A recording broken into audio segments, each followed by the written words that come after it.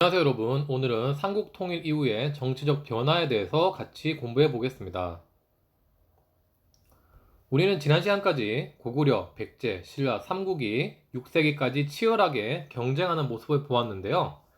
그러나 이런 삼국의 경쟁 구도에는 예상치 못한 변수가 생겼습니다. 그것은 바로 6세기 말에 남북조로 갈라져 있었던 중국이 수라는 거대 제국으로 통일되었다는 것입니다. 당시 중국을 통일한 수는 여세를 몰아서 고구려에게도 압박을 가하면서 군신 관계를 요구했습니다. 그러나 고구려는 수의 요구에 순순히 응하지 않았고 결국 격분한 수는 고구려를 여러 차례 공격했습니다. 그러나 고구려는 이런 수의 침입에 슬기롭게 대처했고 을지문덕은 살수대첩으로 수의 대군을 격파하기도 했습니다. 결국 수는 무리한 고구려 원정으로 백성들의 원망을 사서 멸망하고 말았습니다. 뒤를 이어서 등장한 당나라도 고구려를 여러 차례 공격했지만 안시성 싸움에서 고구려에 패하는 등 고구려 공격에 번번이 실패했습니다. 고구려가 수나라, 당나라와 치열한 전쟁을 펼치고 있었던 사이에 한반도 남부에서는 신라와 백제가 치열한 각축전을 벌였습니다. 특히 신라에게 한강 유역을 빼앗겼던 백제는 이후에는 줄기차게 신라를 공격했고 신라는 나라가 망할 수 있는 최대 위기까지 몰렸습니다. 이에 신라는 위기 극복을 위해서 당의 사신을 파견해서 나당 동맹을 제의했습니다. 고구려 공격에 어려움을 겪던 당과 백제의 침략으로 국가적 위기에 놓였던 신라는 마침내 동맹에 성공했습니다. 신라와 당은 곧 나당 연합군을 결성해서 우선은 백제를 멸망시키고 이후에 고구려를 치기로 결의했습니다. 당시에 백제는 의자왕의 정치력이 어지러워지는 등 나라 정세가 어수선하고 있었고 당의 침략에 대한 대비가 전혀 되지 않았습니다. 결국 백제는 신라와 당의 연합군을 막아내지 못하고 660년 멸망하고 말았습니다. 한편 고구려 역시 연개 소문 사후에 지배층끼리 주도권을 놓고 내분이 발생해서 나라가 어수선했습니다. 당과 신라는 역시 이런 기회를 놓치지 않았고 결국 고구려마저 668년에 멸망하고 말았습니다. 백제와 고구려 유민들은 이후에 줄기차게 부흥운동을 전개했지만 결국 실패하고 말았습니다. 백제 고구려가 멸망하자 당나라는 남은 신라마저 정복해서 한반도 전체를 자신의 손아귀에 넣으려고 했습니다.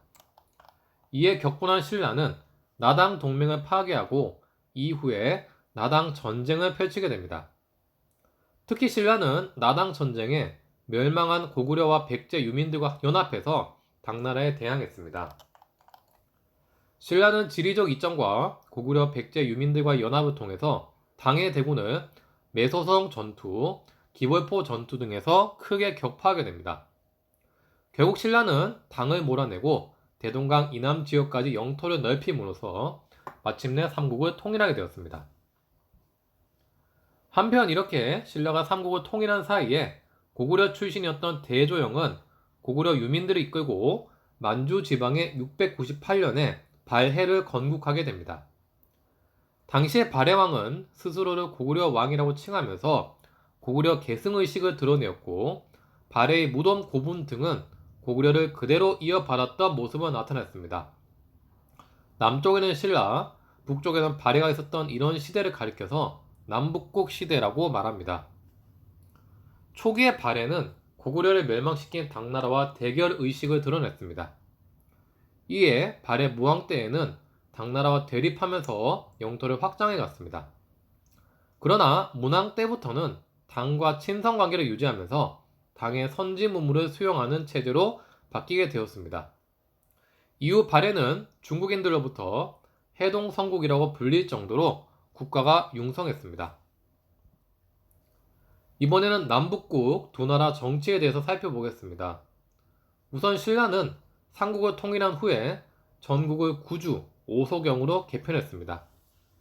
특히 신문왕 때는 왕권 강화 정책을 펼쳐서 진골 귀족 세력을 숙청하고 집사부 중심으로 국가를 운영하기도 했습니다. 신문왕은 귀족들의 경제 기반을 약화시키고자 관료전을 지급하고 노급을 없애기도 했습니다. 여기에서 노급이라는 것은 귀족에게 봉급으로 읍, 즉 마을 전체를 다스리는 권한을 준 것이지만 관료전은 관리에게 일한 대가로 토지만을 준 것에 불과했습니다. 이는 귀족들의 경제 기반을 크게 약화시키는 정책이었습니다. 또한 신문왕은 국학을 설치해서 유교 교육을 강화하기도 했습니다. 여기에 그림의 노급과 관료전에 대해서 차이점에 대해 잘 나오고 있습니다. 이 교과서에 나와 있는 이 자료를 참고하시기 바라겠습니다. 이번에는 발해를 보겠습니다. 발해는 8세기 문왕 때부터 당의 문물을 적극 받아들였다고 보았는데요. 이에 따라서 발해의 정치 체제 역시 당과 비슷했습니다. 발해는 당의 삼성육부 체제를 그대로 운영하였고 유교 교육기관으로 주저감을 두었습니다. 한편으로 전국을 5경 15부 62주로 나누어서 다스리기도 했습니다. 네, 이렇게 오늘은 신라의 삼국 통일 과정과 통일 신라와 발해의 정치적 특징을 살펴보았습니다. 오늘 공부한 내용들 이 두 가지에 대해서는 잘 정리해서 기억해 두시기 바라겠습니다. 이상으로 이번 수업 마치겠습니다. 감사합니다.